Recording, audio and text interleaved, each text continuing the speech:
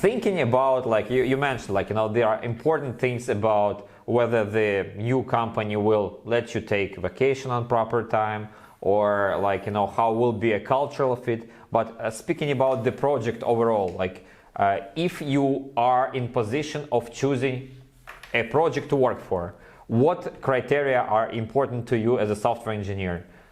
Just to give an idea to some of our viewers and listeners who are like, they are thinking whether my project is a fit to somebody like Igor, for example. What are these criteria?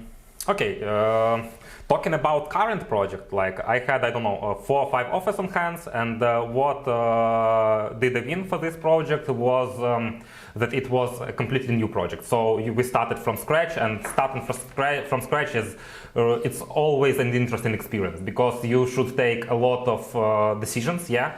And of course, if the role that you're going to be attached to contains word lead, it doesn't matter, team lead, tech lead, and so on. It means that you're more and more in charge of the decisions, though I'm pretty like pro team sharing when it comes to doing some decision, no like hard stuff. Like when people say, I don't know, on one of my previous projects there was like company culture where we had a team lead and we had some architectural discussions, and by the end of it he said, all your points are good, but as I've said, we will do this way. But this is shit, of course. But in general, when we talk about new project, there is plenty of decisions need to be taken. And what's more important, that you'll see consequences of these decisions. So you'll be able to learn something in general about the project development. Also, it's about setting up software development lifecycle. It's always more tricky when the project is started from scratch. So that's also very interesting. In general, like there's, I think, first rule of thumb is what we're looking at when it comes to different offers. Is where the technology stack from this offer is relevant towards your future plan. For example, I've got like plans for my next developments, and I know, for example, that when I'll pick up my next job, it will be closer to data engineering, so I'll look for something with Apache Spark and so on and so on. Yeah, so that's important. You should like filter out things that are relevant to you. Then, of course, what is the product?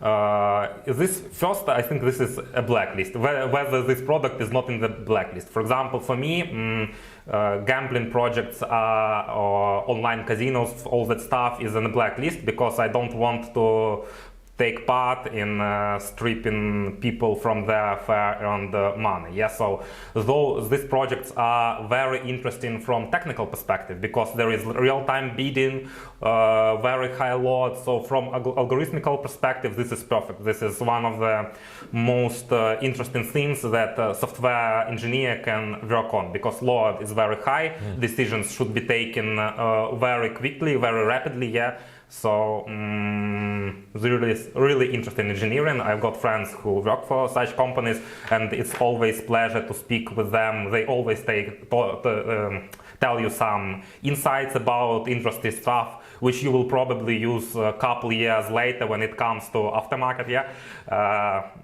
but it's a blacklist. So, and also there are like projects which would add, I don't know, benefits, or you can even agree to smaller wage because you perceive them as something important for you, something that strikes you really.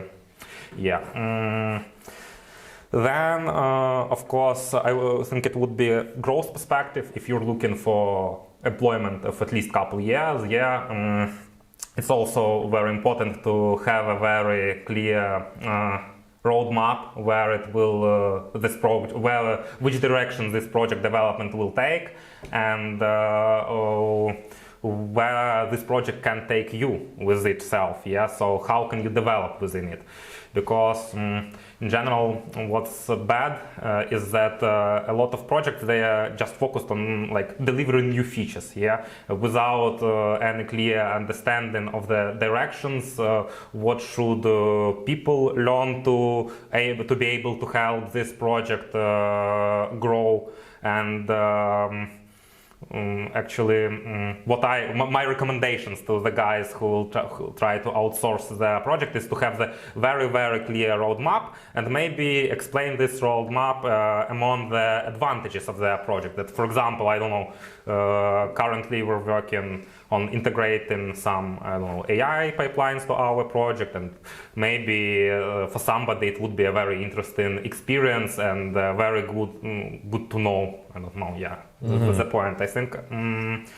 Then, of course, the impression from the interviewer matters, because sometimes, when you are interviewed at some company, the interviewer, he is not trying to hire you or evaluate your knowledge. The interviewer is trying to prove that he is better than you on this position. Yeah, okay, guy, you're at this position already, so obviously you're better than me at this position, but why are you trying to prove this to me? I got no point, but I've noticed these things a lot, and that's very nice when there are a lot of people on the interview and they can point their colleague to like, what are you doing, man? I don't like this experience. So I remember, last time in one of the companies when I was interviewed, they've got team lead, architect, chief architect, and so on and so on. And the team lead started asking me questions about really low-level things that nobody uses, I don't know, for 30 years already. And I've answered in general, but not in details. And he like, do you know that it works this and this way? And it was like, you're a peasant, man, yeah? But he is the chief architect, indeed, didn't know. And that was very nice from him.